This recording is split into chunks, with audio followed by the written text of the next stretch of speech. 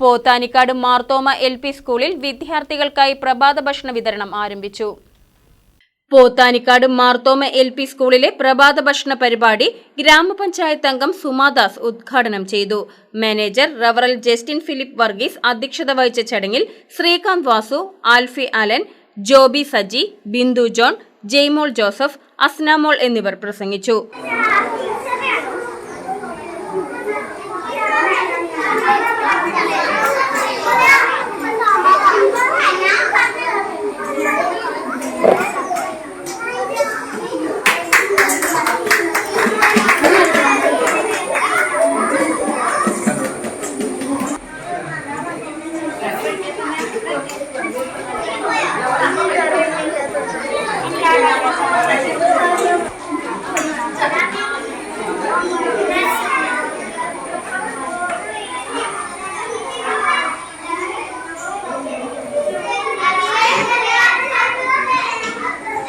KCV news Pothanikkad.